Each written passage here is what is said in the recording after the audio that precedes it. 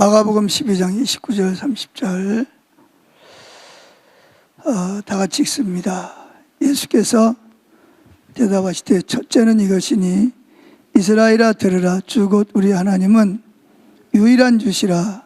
내 마음을 다하고 목숨을 다하고 뜻을 다하고 힘을 다하여 주 너의 하나님을 사랑하라 하신 것이요.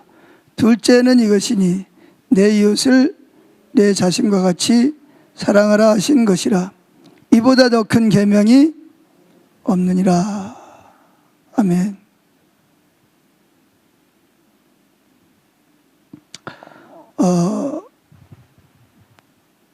하나님께서는 목적을 가지고 계십니다. 특별히 사람을 창조할 때 하나님의 분명한 목적을 가지고 있었는데, 그게 뭐냐? 하나님과 사랑의 관계를 통해서 하나님을 아는 거죠. 한번 그거지만 한번 따라해 보실래요? 하나님과의 사랑의 관계를 통해서 하나님을 아는 것이다. 그래서 사도 바울은 하나님을 아는 지식이 가장 고상하다. 그래서 내가 그동안 내게 유익하다고 생각했던 것들을 어떻게 여겼다고요? 배설물로 여겼다. 그리고 나는 뒤에 것은 잊어버리고, 내가 뒤에 어떻게 했냐 그게 중요한 게 아니고, 내 마음은 오직 무엇을 향해서? 푯대를 향해. 푯대가 누굴까요? 주님과 사랑의 관계를 나누는 거죠. 그걸 위해서 달려간다. 그렇게 바울은 고백하고 있습니다. 또 오늘 본문에도 보면 한 율법사가 예수님에게 시험하러 나와서 묻습니다. 선생님, 계명 중에 가장 큰 계명이 뭡니까? 그랬더니 쇠마 이스라엘아 들으라. 그러면서 하나님은 오직 한 분이다. 그래서 너희는 마음을 다하고 뜻을 다하고 힘을 다하여 주 너희 하나님을 사랑하라. 이렇게 말하고 있습니다. 한마디로 말해서 하나님은 저와 여러분이 하나님을 사랑하기를 원하십니다. 그래서 하나님과의 사랑의 관계가 저와 여러분을 향한 하나님의 목적이다. 그래서 우리가 예수를 믿고 예수님을 내 안에 주인으로 모셔드린 사람은 새 생명을 소유하게 되는데, 새 생명이 뭐죠? 영생이 뭐예요? 영생은 뭘 열심히 많이 하는 게 영생이 아니죠. 영생은 참 하나님과 그가 보내신 자 예수 그리스도를 아는 것이니다라고. 아는 거라는 거죠. 여기서 이제 알다라는 말로서 경험을 통해서, 체험을 통해서 하나님을 아는 것을, 그래서 바울은 지혜와 계시의 성령을 나에게 주셔서 하나님을 알게 해달라고 이렇게 기도하고 있는 것을 볼 수가 있습니다. 그래서 저와 여러분은 늘 생각해야 될 것이 뭐냐면, 내가 창조된 목적은 하나님과의 사랑의 관계를 통해서 하나님을 알게 되는 것이다. 다른 말로 말하면 하나님을 사랑하는 것이다. 근데 하나님을 사랑하려면 하나님의 사랑을 받고 느끼고 경험해야 하나님을 사랑하거든요. 그러니까 내가 하나님을 사랑한다는 말의 의미는 그 속에 뭐가 포함? 내가 하나님께 사랑받고 있다는 것을 내가 알고 느끼고 경험하고 있다는 걸 전제하고 있는 거예요. 십자가 복음, 그러면 예수님 죽은 걸 말하는 게 아니라 십자가에 죽으셨다가 부활하신, 그리고 승천하셨다가 다시 오시는 이 모든 것을 포함하고 있는 거예요. 만약에 예수님 십자가에 죽었는데 부활이 없다, 그러면 그 예수님 죽음이 무슨 의미가 있겠어요? 예수님 십자가는 부활을 했기 때문에 십자가가 의미가 있는 거지. 아멘. 그리고 부활하신 예수님이 승천했다가 새하늘과 새 땅을 다시 재림하시는데 의미가 있는 거죠. 그래서 우리가 하나님을 사랑한다는 말의 의미가 뭐냐? 하나님을 내가 사랑하는지 안 사랑하는지는 어떻게 알죠?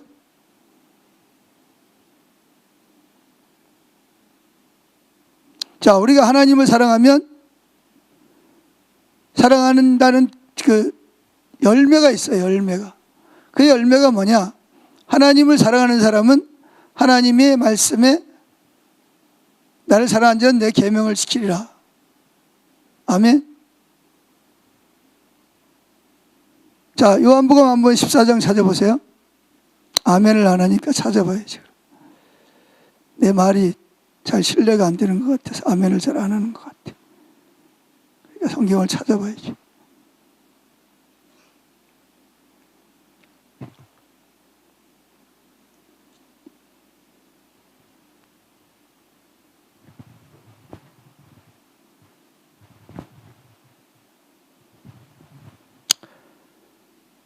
어,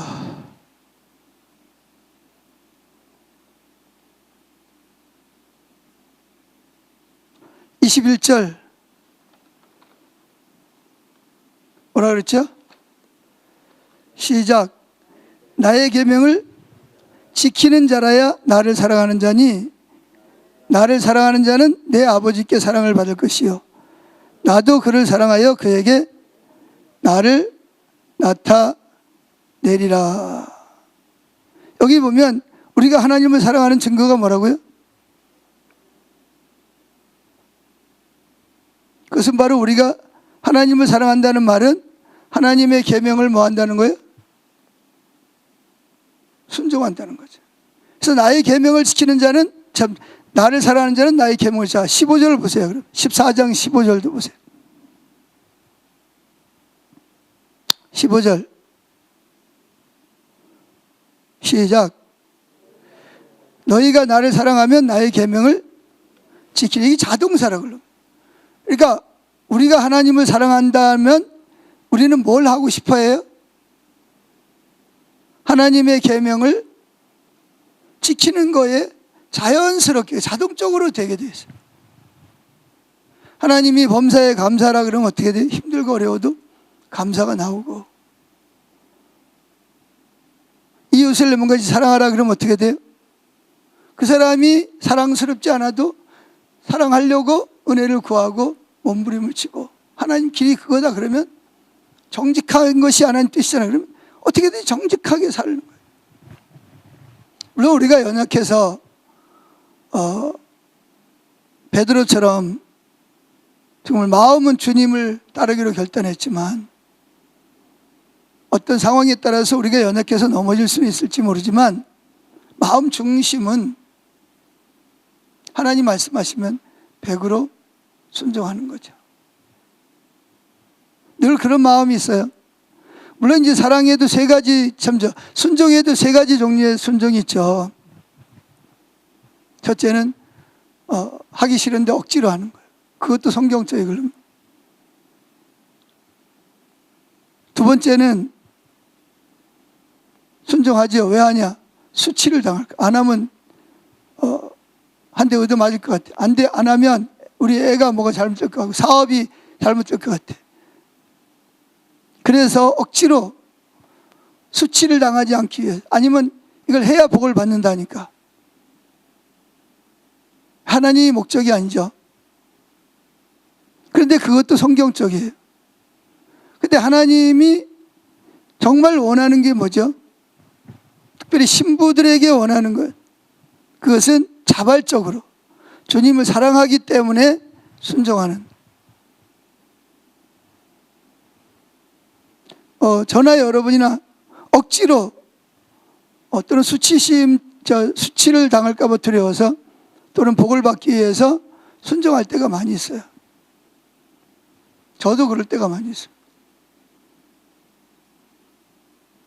그러나 여기서 말하는 나를 사랑하는 자는 내 계명을 지키리라, 이 말은 주님을 사랑하기 때문에 아무런 대가가 없어도, 누가 나를 안 알아줘도, 내가 이걸 행함으로 손해를 봐도 순종하는 거예요. 왜? 그게 하나님 뜻이기 때문에. 그게 하나님을 사랑하니까. 이게 이제 우리가 하나님을 사랑한다는 가장 중요한 열매로서 나타나는 아는 거죠. 그런데 여기 21절에 보면 23절에 보면 이런 말씀이에요. 한 번 더 읽어볼까요? 요한복음 14장 23절 시작. 예수께서 대답하여 이르시되 사람이 나를 사랑하면 내 말을 지키리니 내 아버지께서 그를 사랑하실 것이요 우리가 그에게 가서 거처를. 친밀함이 여기서 이루어지는 거예요. 친밀함이. 그러니까 보세요. 15절, 20절, 21절, 23절. 근데 24절에 보면 뭐라 그랬죠? 이거 봅시다. 나를 사랑하지 아니하는 자는 내 말을 지키지 아니하나니 너희가 듣는 내 말은 내 말이 아니요 나를 보내신 아버지의 말씀이니라.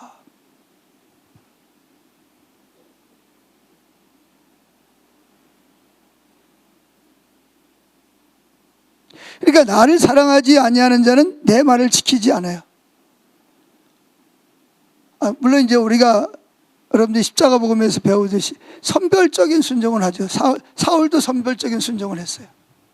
좋은 건 내비두고 쓸모없는 거는 다 순종하는 거죠. 근데 그거는 하나님이 보시기에 뭐 우리가 연약해서 뭐 하다가 내 한계가 돼서 그렇게 할 수도 있어요. 그러나 하나님이 사울 왕을 볼 때 문제가 뭐죠? 얼마든지 순종할 수 있어요. 자기는 왕이 그럼. 하나님 왕권을 주셨잖아요. 본인 마음만 있으면 얼마든지 순종할 수 있는데 안 하는 거죠. 고의로 안 하는 거예요. 그리고 계속 하나님이 사무엘을 통해서 그의 잘못을 지적을 했을 때도 합리화시키고 변명합니다. 주님 제가 잘못했습니다. 이러면 끝나는 거예요. 그죠? 제가 이렇게 해야 되는데 잘못했습니다. 그럼 끝나는 거예요. 회개하고 돌이키면 돼. 근데 사울은 그 마음이 그게 아니에요. 뭐 하나님께 제사를 지내려고 뭐 따로 좋은 걸 남겨놨다는 둥, 백성을 두려워했다는 둥, 뭐 어쩐다는 둥 하면서 하나님 벌써 사울의 마음을 아는 거죠. 쟤는 안 돼. 쟤는 더 이상 내가 사울을 더 이상 이스라엘의 왕으로 둘 수가 없어. 저 왕은 처음에는 참 이 사울이 처음부터 그런 사람은 아니었어요. 정말 겸손했거든요. 제비를 뽑아서 기름 부어가지고 왕으로 세웠을 때 안 나타났어요. 이삿짐 뒤에 가서 숨어 있었거든요. 자긴 자격이 없다고. 그런 그가 왕이 되고 나니까 이 권력의 맛을 보고 하니까 이게 뭐 사람이 헷가닥하고 변해버린 거죠. 그래서 많은 사람들이 뭐라 그러냐, 왜 사울은 그렇게 될 수밖에 없었냐, 다윗과 비교를 하면서 많은 책에서 사울은 다루심을 받질 않았어요. 왕으로 기름 부음 받고 바로 왕이 됐어요. 다윗처럼 충분히 어떤 왕으로서 다루심을 받고 깎이고 훈련받을 그런 기회가 별로 없었어요. 바로 그냥 왕이 돼버린 거죠. 그런데 하나님이 사울을 왕으로 세운 것은 사울이 겸손했기 때문에 그래요. 그래서 다루심 받지 않아도 그냥 왕으로 세운 거예요. 그런데 그가 왕이 되자마자 어떻게 돼요? 권력의 맛을 보고 자기가 왕이 되니까 진짜 자기가 하나님의 위에 있는 줄 아는 거죠.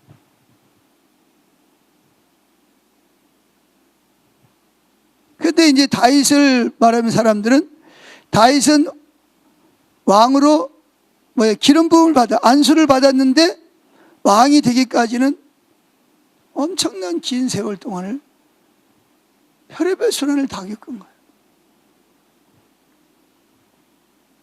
근데 참 저도 이렇게 하나님 마음이 아픈 사람이라는 책을 한 10번 정도 읽었어요. 나도 하나님 마음이 아픈 사람이 되고 싶어가지고. 지금도 시간이 나면 읽어요. 나도 어떻게 하면 하나님 마음이 아픈 사람이 될 수 있을까? 유명한 사람이 되는 게 목적이 아니고 하나님 마음이 아픈 사람이 좀 돼야 되겠다.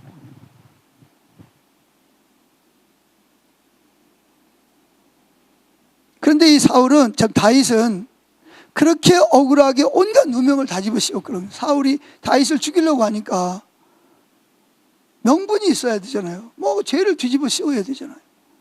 그래가지고 뭐 반역자니 무슨 죄니 무슨 죄냐고 온갖 죄라는 다 뒤집어 씌워가지고 현상수배범을 만든 거죠. 누굴 잡아오면 뭐 얼마를 준다.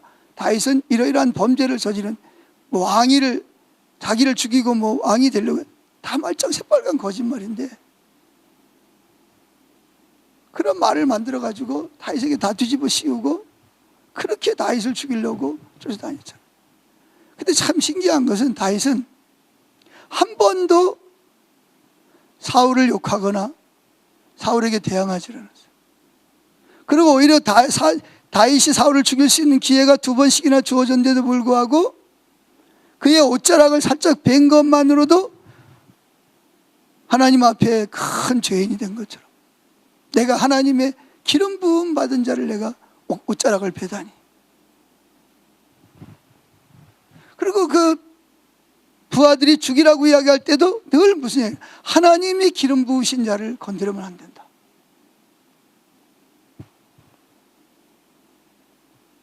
그가 사울을 죽이지 않고 대항하지 않은 것은 하나님 때문에 그래요. 하나님 사랑하니까 하나님이 원하는 일을 하고 싶지 않는 거예요.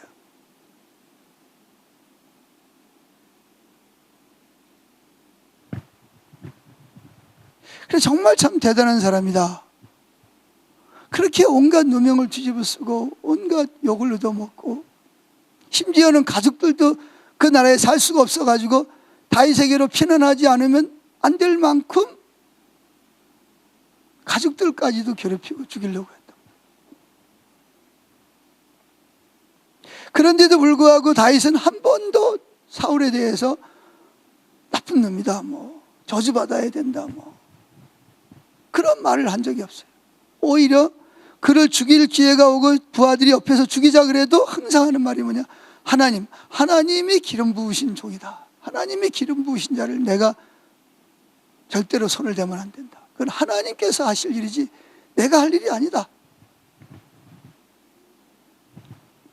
그때 다윗이 그렇게 된 것은 그가 하루아침에 된 게 아니고 티네이저 때부터 하나님을 사랑하는 것, 하나님과의 관계가 목적이었기 때문에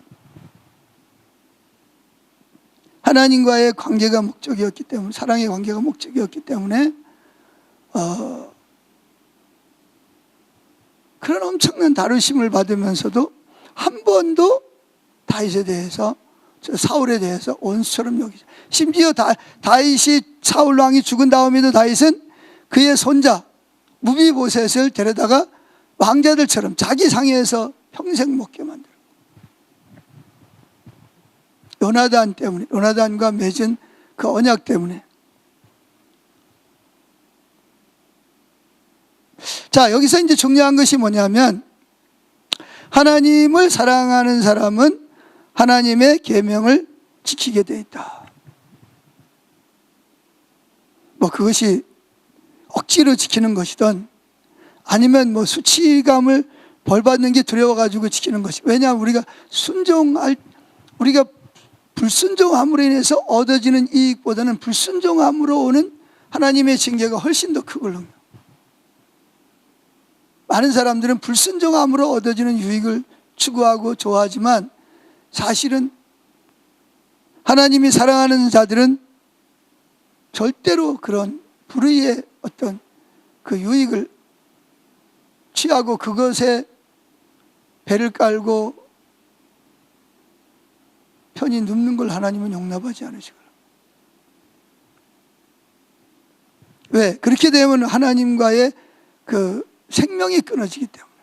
하나님과의 관계가 끊어지는 건 그 생명이 끊어지는 거거든요. 그래서 하나님이 뭐라고 말씀하시냐? 너의 첫사랑으로 돌아오라. 지난번에 말씀드렸죠? 요한계시록에 7교회에 편지를 보내면서 제일 그 모범적인 교회의 편지를 제일 먼저 씁니다. 2장에 보면 에베소 교회를 제일 먼저. 에베소 교회는 좋은 점이 너무 많았어요. 성경 한번 찾아보실래요? 자, 요한계시록 2장입니다.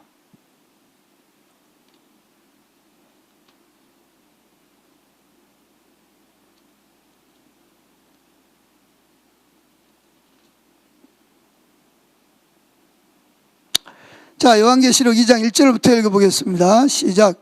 에베소 교회 사자에게 편지하라. 오른손에 있는 7별을 붙잡고 7 금촛대 사이를 거니시는 이가 이르시되 내가 내 행위와 수고와 내 인내를 알고 또 악한 자들을 용납하지 아니한 것과 자칭 사도라 하되 아닌 자들을 시험하여 그의 거짓된 것을 내가 드러낸 것. 지금 칭찬하는 거예요, 에베소 교회에 대해서. 저 보세요.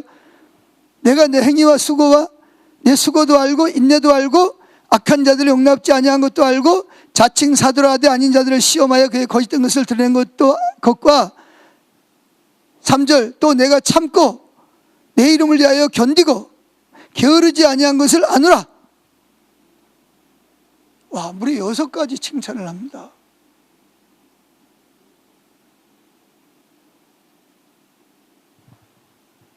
그런데 이제 그 다음 절이 중요합니다. 4절 그러나 너를 책망할 것이 있나니 너의 처음 사랑을 버렸느니라. 그러므로 어디서 떨어졌는지를 생각하고 회개하여 처음 행위를 가지라. 만일 그리하지 아니하고 회개하지 아니하면 내가 내게 가서 내 촛대를 그 자리에서 옮기리라. 그래서 또 한 가지 더 칭찬합니다. 6절 오직 내가 이것이 내가 니글라당의 행위를 미워하는도다. 나도 이것을 미워하노라. 귀 있는 자는 성령의 교회들에게 하시는 말씀을 들을지어다. 이기는 그에게는 내가 하나님의 낙원에 있는 생명나무의 열매를 주어 먹게 하리라. 첫사랑을 회복하는 자에게는 하나님의 낙원에 있는 생명나무의 열매를 주어 먹게 하겠다. 근데 만약에 너희가 끝까지 첫사랑을 회개하고 돌이키지 않으면 내가 임해서 촛대를 옮겨버려. 촛대를 옮겨버렸다는 교회를 없애버리겠다는 거예요. 여기 촛대가 뭐죠? 촛대는 교회입니다. 7별은 뭐예요? 그 교회의 사자들을 의미하는 거죠. 7 교회와 7 사자 사이를 거니시는 이가 이렇게 말하는 거예요. 그럼 보세요. 이 에베소 교회가 무려 6가지나 칭찬할 만한 거예요. 하나님 보시기에 칭찬한 거예요. 정말 신실하게 한 거예요. 만약에 이런 교회가 오늘날 존재한다. 와, 그럼 뭐 그 교회가 작든 크든 정말 많은 사람들이 그 교회에 오고 싶어 할 거예요. 근데 주님은 아주 냉정합니다. 뭐냐? 내가 뭐 했다? 첫사랑을 잃어버렸다는 거예요. 그러나 내가 너를 책망할 것이 있나니 너의 처음 사랑을 여기서는 버렸다. 그렇게 버렸다. 버렸다는 말은 다른 거에 치중하느라고 이거를 소홀히 했다는 거예요. 그래서 이것을 버린 것이 결과적으로는 하나님 보시기에 버린 결과가 됐다는 거예요.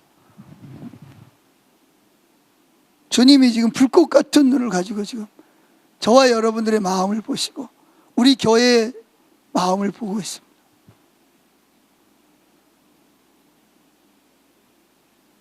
앞으로도 이야기하겠지만 몇 가지 행동을 고친다고 되는 게 아니에요. 11조 안 하던 사람이 11조를 할 수도 있고, 주일날 교회 잘 안 나온 사람이 교회 잘 나올 수도 있고, 기도를 안 하는 사람들이 기도를 더 할 수도 있지만 그거 가지고 되는 게 아니에요. 그래서 하나님을 사랑할 때 제일 중요한 게 뭐죠? 마음입니다. 마음이 하나님께로 온전히 돌아와야 돼요. 마음이 돌아오지 않으면 결국은 다른 길로 가게 돼 있어요. 어떤 시험이 걸리거나 문제가 생기면 결국은 하나님을 떠나서 다른 쪽으로 가게 돼 있어요. 중요한 것이, 그래서 하나님을 사랑할 때 제일 먼저 말하는 게 뭐냐? 마음이거든요. 사랑은 마음으로 하는 거예요. 그게 주님도 마음 중심을 보시느니라 그렇게 말합니다. 그러니까 이 마음이 뭐냐? 기초예요, 기초. 기초가 잘못되지 않으면 결국은 무너지게 돼요. 요즘에 그 LH 공사에서 뭐 전관 예우 그래가지고 야, 진짜 우리나라가 이 정도로 부패했나 싶을 정도로. 20몇 건 수주를 하는 중에서 전관 예우가 없는 건 하나밖에 없어요. 야, 진짜 어떻게 나라가 이렇게 사람들이 살고 있는 아파트를 짓는데 어떻게 이 정도까지도 그렇게.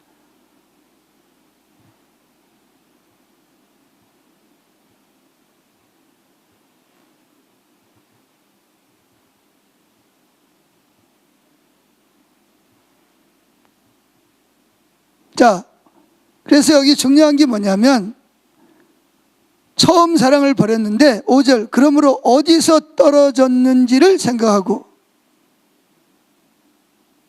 회개하여 처음 행위를 가지라. 처음 행위가 뭐죠? 처음 행위는 사랑을 합니다. 그들이 처음에 순수하게 가졌던 하나님을 사랑하는 마음, 그것이 교회가 성장하고 사람이 많아지고 사역이 많아지다 보니까 마음이 하나님과의 그 사랑의 관계에서 다른 쪽으로 옮겨간 거예요. 재정, 선교, 사역, 구제, 기도, 어떤 찬양 예배, 어떤 눈에 드러나는 것으로 옮겨가 버린 거예요. 근데 속은 텅텅 비었어요. 속은 하나님이 원하는 하나님과의 관계는 안 되는 거예요. 그러니까 이 말을 또 잘못하면 다른 게 다 필요 없다, 이게 아니죠. 그게 아니고 뭘 하든지 뭘 하느냐가 중요한, 그 속에 어떤 마음을 가지고 하느냐가 중요해요.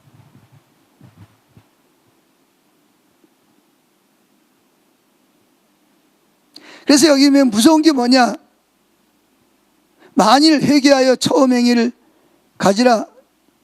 만일 그리하지 아니하고 회개하지 아니하면 내가 내게 가서 내 촛대를, 촛대는 교회를 말한다 그랬죠.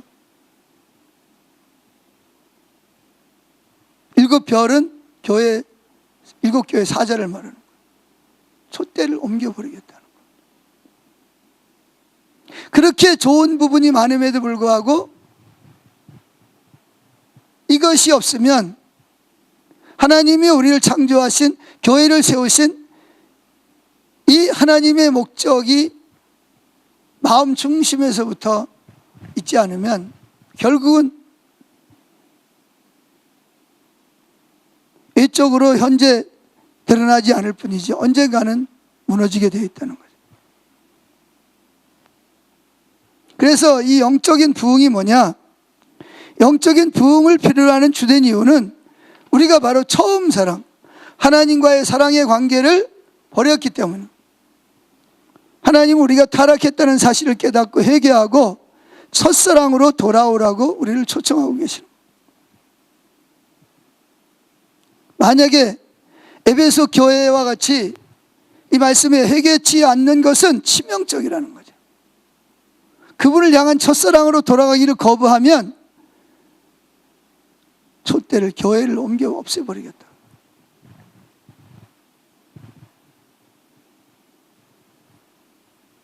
첫사랑으로 돌아가기를 늦추고 있는 동안 우리는 하나님이 그의 백성들에게 약속하신 풍성한 삶을 누리지 못하고 세상은 하나님의 구속의 사랑을 알 수 없게 된다는 거죠. 하나님 교회를 세우신 목적이 잘못된다는 거예요. 자, 그래서 지난주에도 우리가 하나님을 떠났는지 안 떠났는지 그러면 어떻게 하냐? 뭘 보면 알 수 있다고 그랬죠? 자, 아모스 7장 7절 보겠습니다. 구약 성경.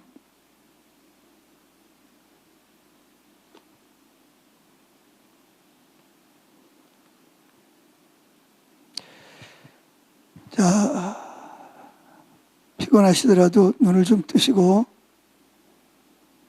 아모스 7장 7절. 지금 하나님이 이제 아모스에게 여러 가지 이제 그 환상을 보여주십니다. 근데 이제 세 번째 보여준 환상이 뭐냐? 7장 7절 시작. 또 내게 보이신 것이 이러하니라. 다림줄을 가지고 싸운 담 곁에 주께서 손에 다림줄을 잡고 서셨더니 여호와께서 내게 이르시되 아모스야 내가 무엇을 보느냐? 내가 대답하되 다림줄이니이다. 주께서 이르시되 내가 다림줄을 내 백성 이스라엘 가운데 두고 다시는 용서하지 아니하리니 그랬습니다. 자, 지금 하나님이 환상을 보는데 하나님이 어디 서 있어요? 그러니까 하나님이 인간으로 이제 표현을 하는 거예요. 그래서 다림줄에 맞추어서 똑바로 세워진 담 곁에 뭘 들고 서 있죠? 다림줄이 뭐죠? 이런 거죠. 이렇게 똑바로 벽을 세우기 위해 저 벽이 지금 다림줄을 벽을 세운 거로 딱 줄을 밑에다가 줄을 달아가 딱 이렇게 수직이 되잖아요. 이쪽에 갖다 세워도 수직, 이쪽에 갖다 세워도 어디로 가도 수직이에요. 이게 왜 필요하냐? 이 다림줄은 하나님 말씀이에요. 하나님의 말씀에 비추어 볼 때 내가 우리 교회가 가장 신경을 쓰고 마음을 쏟고 많은 투자를 하는 것이 뭐냐는 거죠. 하나님 말씀의 다림줄에 비추어 볼 때. 즉 우리 마음의 중심이 지금 어디에 있냐는 거죠. 우리 교회가 뭐 얼마나 큰 뭘 하느냐, 뭘 하느냐, 이게 다 중요하죠. 왜 중요하지 않다는 건 아니에요. 근데 그건 다 부차적인 거예요. 가장 중요한 핵심은 뭐예요? 하나님. 그분은 영이시기 때문에 안 보이지만 그분의 말씀에 다림줄에 딱 비추어 볼 때 내가 정말 그분을 마음을 다하고 목숨을 다하고 뜻을 다하고 힘을 다해서 그분을 사랑하고 있는가. 그럼 내가 사랑하는지 안 사랑하는지 어떻게 아냐? 다림줄에다가 딱 대면 알죠. 이렇게 수직으로 똑바로 세워진 다림줄에 맞춰서 똑바로 세워진 담 곁에 담을 보면 어떻게 됐다가 보면 내가 만약에 이렇게 됐다. 한 25도 기울었다. 그럼 뭐예요? 내가 25도만큼 내가 지금 하나님을 사랑하는 거에서 잘못된 길로 가고 있다는 거예요. 내가 아무리 많은 사역을 많이 해도 하나님의 다림줄에서 삐딱하다. 그럼 그건 지금 내가 하나님을 버리고 떠났다는 거예요. 그럼 뭐냐? 빨리 그걸 발견하고 그리로 돌아오라는 초청이잖아요. 그래야 하나님의 생명이 거기서 진정한 생명이 넘친다는 거예요. 그래서 지난주에도 말씀드렸죠. 이탈리아에 가면 뭐가 있다고요? 피사의 사탑이라는 그 종탑이 있습니다. 종탑이 있는데 뭐 이렇게 기울었어요. 돌로 대리석으로 지었는데 무게가 얼마나 많이 나오겠어요. 근데 이렇게 딱 이래가지고 이렇게 봐가지고.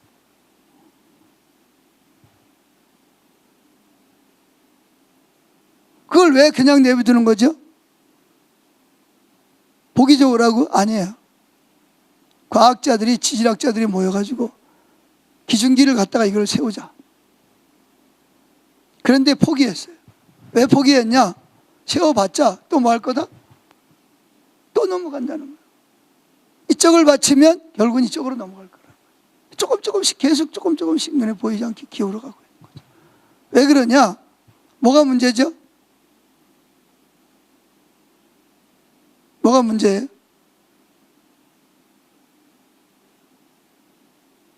우리 신앙으로 말하면 뭐가 문제예요?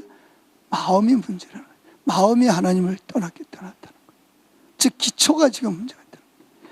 기초가 단단하지 않은데 이걸 바로 세운들 얼마 안 가서 또 다른 쪽으로 또 기울어. 언젠가는 이게 또 기울게 돼 있다는 거예요. 그렇다고 바닥을 파가지고 거기다 시멘트를 부을 수도 없고 그러다 보면 완전히 넘어가 버릴 거고 그냥 내버두는 거예요. 그냥 어쩔 수 없어요. 그걸 들어다가 다른 데 옮길 수도 없고 워낙 그냥 건물이 그냥 조그마한 종탑이 아니고요. 엄청나게 큰 건물입니다, 여러분. 돌로 지어진 건물. 그래가지고 기중기를 여러 대를 해가지고 일시적으로 세울 수는 있어요. 그런데 기초가 약하기 때문에 또 어느 쪽으로든 또 기울게 된다는 거죠. 이게 뭘 이야기하려고 그러는 거냐? 영적인 삶도 하나님과 사랑의 관계에서 올바로 그것이 기초가 바로 되지 않으면 어떻게 돼요? 우리 삶의 양식, 믿음의 실천, 하나님의 계명에 대한 순종을 피사의 사탑에 비유할 수가 있는 거죠. 우리의 삶이 혹은 교회가 하나님의 계획에서, 하나님의 계획이 뭐죠? 사랑의 관계에서 빗나갔을 때 겉으로 나타나는 현상은 근본적인 문제로부터 비롯되는 눈에 보이는 증상에 불과한 거죠. 문제는 마음으로부터 하나님과 사랑의 관계가 중요한 거예요. 그러니까 이렇게 넘어갔다는 말이, 우리 신앙이 이렇게 다림질을 똑바로 세워져야 되는데 삐딱하다. 이게 지금 뭐가 문제죠? 몇 가지 고치면 돼. 이게 중요한 게 아니에요. 넘어간 이유가 뭐냐? 내 마음에 하나님과 사랑의 관계가 지금 잘못됐기 때문에 지금 이게 이렇게 서야 되는데 이렇게 기울어진 거예요. 다림질 딱 비추어 볼 때. 그럼 이걸 어떻게 고쳐야 돼요? 이건 회개를 통해서 마음 중심에서부터 회개하고 하나님과 사랑의 관계로 돌아와야 된다. 이게 안 돌아오고 그냥 억지로 강제로 뭐 이렇게 세웠다. 그러면 또 이쪽으로 기울든지 저쪽으로 기울든지 이쪽으로 기울든지 결국은 기울어. 그러니까 이렇게 기울었다. 이거는 뭐냐? 그냥 겉으로 드러난 증상에 불과한 거지. 중요한 것은 뭐가 중요한 거예요? 기초. 보이지 않는 그 기초가 문제예요. 우리 마음이 문제예요. 하나님과의 관계에서 우리 마음이 문제지 이게 문제가 아니에요. 다림줄에서 옆으로 넘어졌다. 이건 겉으로 나는 증상에 불과한 거예요. 근데 사람들은 이걸 보고 자꾸 안타까워 그러는데 이거 세워봤자 또 넘어가게 돼 있어요. 그럼 뭘 고쳐야 되냐? 기초가 뭐죠? 보이지 않는 하나님과의 사랑의 관계를 고치지 않으면 눈에 보이는 걸 몇 가지 고쳤다 그래서 올바른 신앙이 되는 게 아니에요.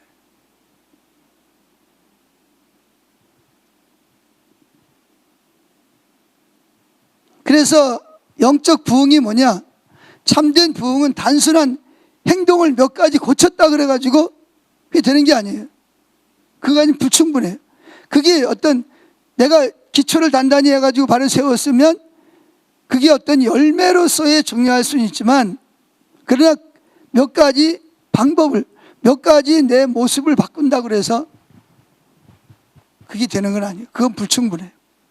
하나님과의 사랑의 관계가 근본적으로 기초 보이지 않는 그 마음의 자세가 고침을 받지 못하면 저와 여러분은 얼마 가지 않아서 다시 옛날에 넘어갔던 그 모습으로 또 다시 넘어지게 돼 있어요. 그럼 주님 우리를 사랑하기 때문에 생명이 거치니까 우리를 그 자리로 돌아오게 하기 위해서 우리를 징계하실 거라는 거죠.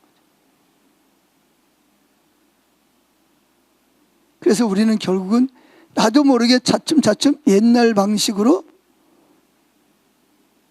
옛날 행동으로 또 돌아간다. 또 돌아갔다. 잘못했습니다. 그러고 또 왔다. 조금 있으면 또 이쪽으로 또 넘어가고 또 잘못했습니다. 그러고 또 이쪽으로 넘어가고 왔다 갔다.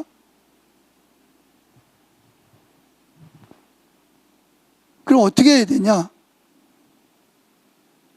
근본적으로 해결하면 기초, 보이지 않는 기초를 단단히 써. 보이지 않는 기초를 단단히 해. 눈에 보이는 게 아니에요. 눈에 보이는 건 이것만 보이는 거지. 옆으로 기울은 것만. 근데 기운 원인이 뭐냐 하면 기초가 잘못돼. 기초는 뭐냐? 마음으로부터 하나님을 사랑하는 사랑의 관계가 잘못됐기 때문에 점차 다시 옛날로 또 돌아가는 거예요. 또 고쳐놨어요. 뭐 부흥회 한번 하고 뭐 은혜 받았다 그래가지고 또 돌아왔어요. 그럼 뭐예요? 근본적인 이게 해결이 안 되면 또 다시 옛날 방식으로 또 돌아가게 돼요.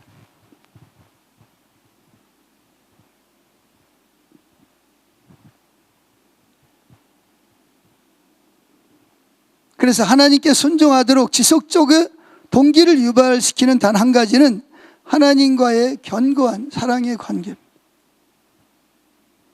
우리가 하나님과 올바른 사랑의 관계를 맺고 있다면 우리의 삶은 하나님의 기준에 합하게 되어 있습니다. 관건은 뭐냐? 마음의 자세죠. 하나님과 나와의 사랑의 관계. 그래서 제일 먼저 목숨보다 앞에 놓는 게 뭐냐? 마음을 다해서라고. 이게 기초고 기본이 되는 거예요. 이게 바로 신앙의 본질이라는 거죠. 자, 연관성이 보이세요? 올바른 하나님과 사랑의 관계가 올바르게 되는 거예요. 그래서 기초를 든든히 해서 이것도 바로 세우지만 기초를 든든히 세우지 않으면 또 넘어가고, 또 세워놓으면 또 넘어가고, 또 옛날 방식으로 돌아갈 수밖에 없다는. 근데 기초를 든든히 하면 넘어가고 싶어도 넘어갈 수가 없어요. 기울어지질 않아. 하나님과의 관계가 올바르면. 그래서 하나님과의 올바른 사랑의 관계 없이 행동만 고치는 것은 임시적이고 표면적, 사람이 보기에 고치는 것 같지만 얼마 안 가면 다시 그 자리로 돌아간다는 거죠.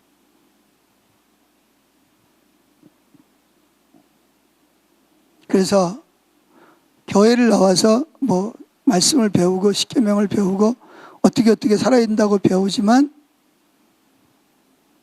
근본적인 하나님과의 사랑의 관계가 안 되면 예수 믿기 전에 하던 행동으로 나도 모르게 하나님의 다림줄에서 점점 더 멀어져서 옛날로 돌아갈 수밖에. 근본적인 그건 뭐냐? 기초에 하나님이 사랑을 알고 그분을 사랑하는, 그래서 그분을 신뢰하는. 제가 제일 좋아하는 말이 믿음이 뭐냐? 들어놓는 거야. 믿음은 들어놓는 거예요. 제가 이걸 한 가지로 설명하고 마칠게요. 들어놓는 게 뭐냐? 그분을 신뢰하는 거예요. 예를 들어서 제가 전에 한번 이야기한 것 같은데 어떤 권사님이 이렇게 예배 시간 주일날 만났어요. 그래서 내가 들어보면서 할렐루야 감사합니다 안녕하세요 하고 인사를 해요. 권사님 이름을 불러가면서 했대. 근데 못 본 채 하더라고. 근데 더 큰 소리로 가까이 가가지고 권사님 안녕하세요 웃으면서 그러는데 또 그냥 지나가. 예배 끝나고 또 나가면서 또 만났어요. 아 권사님 안녕하세요 그러니까 또 그냥 지나가. 제가 시험에 들까요 안 들까요? 여러분 같으면 시험에 들겠어요 안 들겠어요? 저 시험에 안 들었어요.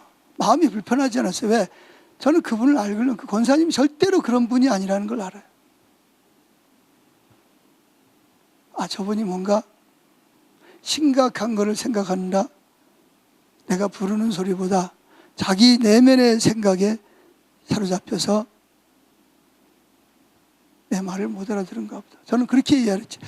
아니 권사님이 내가 인사를 하는데 쳐다보지도 않아? 아는 체도 안 해? 정말 기분 나쁘네. 이런 생각이 안 드는 거예요. 왜? 제가 그분을 아니까. 그분은 절대로 내가 아는 한 그분은 절대로 그런 분이 아니니까. 무슨 얘기인지 이해가 되세요? 우리가 하나님이 어떤 분인지를 알면 그분이 나한테 어떤 일을 주셔도 그것 때문에 뭐야? 하나님 날 안 사랑하는구나. 나를 버렸구나. 이런 생각 안 해요. 근데 그분을 모르면, 하나님을 모르면, 사랑을 모르면 잘해주면 할렐루야 감사합니다 막 찬양을 하고 힘들고 환경이 어렵고 내가 원하는 게 아니고 하나님 나 버렸구나. 나를 안 사랑하는구나. 그런 마음이 드는 것 자체가 뭐냐면 하나님을 신뢰하지 않는다는 이야기죠. 그러니까 믿음이 뭐냐? 들어놓는 거예요 그냥. 그분 앞에 그냥 그분이 이 어떤 그러면 그냥 그 자리에서 그냥 다 모든 걸 다 맡기는 거야. 쉽게 말하면 100% 내 몸 전체를 그냥 다 들어넣어가지고 주님은 저를 사랑하십니다. 주님 저에게 가장 좋은 걸 주십니다. 들어넣어버리는 거야. 이게 바로 뭐냐? 믿음이라는 거.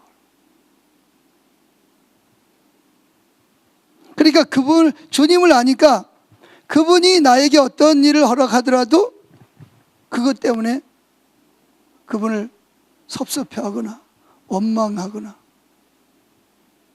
그러지 않는, 그게 바로 뭐냐? 믿음. 그래서 믿음이 없이는 하나님을 기쁘시게 할 수가 없어요. 하나님 가장 기뻐하는 사람이 누구냐? 하나님을 신뢰하는 사람. 드러놓는 사람을 하나님 가장 좋아하시죠. 드러내려면 뭐 해야 돼요? 하나님과 사랑의 관계가 돼야 돼요. 경험을 통해서 그분이 누군지를 알아야 돼요. 그러면 내가 안녕하세요 권사님 아는 체도 안 해. 그래도 저 권사님 무슨 내면의 소리를 듣거나 속상한 일이 많아가지고 또 안녕하세요 권사님 그래도 뭐야, 끝나고 나서 나가면서 안녕하세요 그런데 또 모른 척해. 그래도 그분에 대해서 섭섭하지 마음이 안 드는 거예요. 왜? 제가 그분을 아니까. 그분의 인격을 알아. 그럼 절대로 그런 분이 아니라는 거예요. 왜? 지금까지 많은 세월 동안을 살아오면서 그분과 같이 일을 하면서 그분이 어떤 분인지를 아니까. 이게 바로 뭐냐? 이게 믿음이라는 거. 그래서 부흥이라는 것은 뭐냐? 회복 또는 새 생명.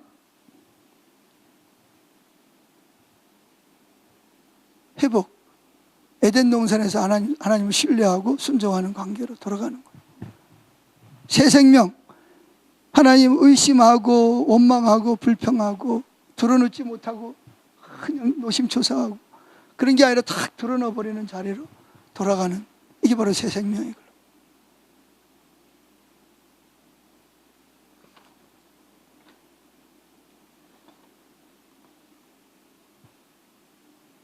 이렇게 하나님과의 개인적이고 실제적이고 지속적인 사랑의 관계.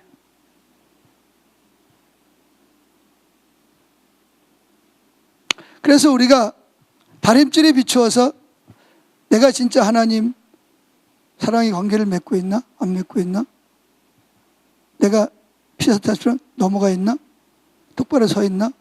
하나님 말씀하시면 뭘 말씀하셔도 아멘하고 순종하고 따라가려는 마음이 자세가 되어 있나?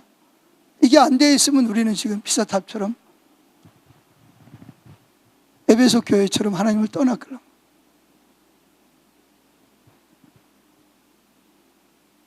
그래서 우리가 하나님과의 올바른 사랑의 관계에 있다면 순종과 신실함, 그분을 신뢰하고 드러넣어버리는 거죠. 그분이 무슨 행동을 하셔도 어떤 걸 허락하셔도 그분을 신뢰하기 때문에, 그분을 믿어. 그렇기 때문에 내가 원치 않는 일을 그분이 하시는 것 같아도 나는 하나님을 믿어. 날 사랑하는 걸 믿어. 날 사랑하는 걸 믿고 나를 아름답다고 하시는 걸 믿어. 그렇기 때문에 그냥 드러넣어버리는 거죠. 이게 뭐냐 하면 이게 바로 안식이라는 거죠. 안식, 평안이라는. 너희가 나를 사랑하면 나의 계명을 지키리라. 그래서 회개와 부흥은 단순히 행동의 몇 가지 개조가 아니라 인격과 마음의 변화가 일어나지 않는 한 그 참된 부흥이 아니에요.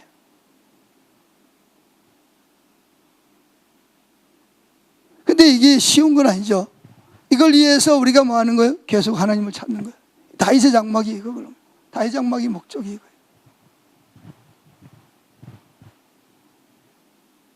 만약에 우리가 시간 많은 사람이나 다윗 장막 한다고 생각하는 사람은 그냥 피사탑으로 그냥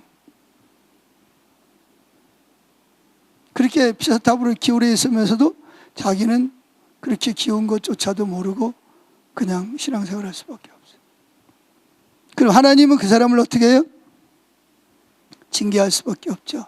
사랑하기 때문에. 자, 히브리서 12장을 찾아보겠습니다.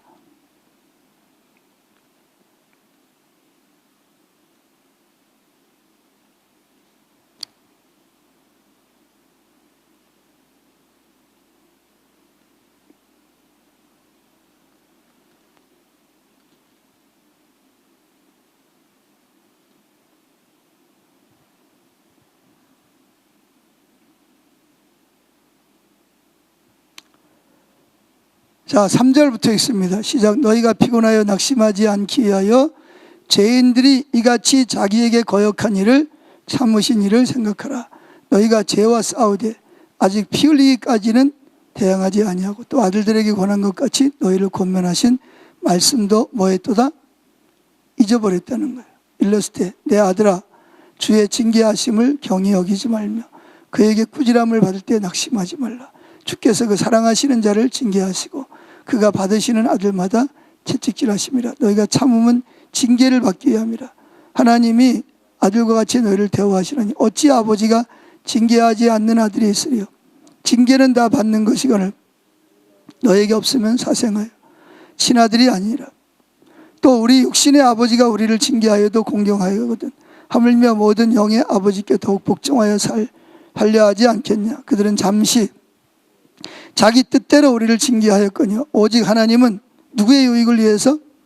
우리의 유익을 위하여 그의 거룩하심에 참여하게 하시느니라. 무릇 징계가 당시에는 즐거워 보이지 않고 슬퍼 보이나 후에 그로 말미암아 연단받은 자들은 의와 평강의 열매를 맺느니라. 그러므로 피곤한 손과 연약한 무릎을 일으켜 세우고 너희 발을 위하여 곧은 길을 만들어 저는 다리로 하여금 어그러지지 않고 고침을 받게 하라. 이게 바로 요한계시록 2장에 있는 에베소 교회를 향한 하나님의 말씀입니다. 부흥이 뭐냐? 회복이 뭐냐? 그것은 바로 하나님과 사랑의 관계를 통해서 그분을 아는 것입니다. 그래서 인격과 마음의 변화가 일어나지 않는다면 참 부흥은 일어나지 않아요. 그래서 뭐냐? 하나님의 부흥이 오면 제일 먼저 오는 게 뭐냐 하면 자기 처지를 인식하는 거예요. 하나님의 다림줄에 비춰서 내가 얼마나 피사탑처럼 지금 하나님을 말씀하셔도 핑계대고 순종하지 않고 미꾸라지 새끼처럼 빠져나가고 변명하고 이러면 지금 내가 그렇게 살았던 것을 인정을 하고 회개하는 거예요. 그래서 부흥이라는 책에도 보면 부흥이 가장 기본적인 게 뭐냐? 자기 처지를 인식. 내가 정말 하나님의 다림줄에서 하나님의 말씀에서 너무 떠나고 말씀에서 순종하지 않고 내 잘났다고 내 고집대로 산다고 내가 잘했다고 그러고 합리화시키고 변명하고 내가 그러고 자기 처지를 인식하는 데서부터 부흥이 시작이 돼요. 그래야 돌아오고 그래야 근본적으로 기초가 바로 된다 이거죠. 기도하겠습니다.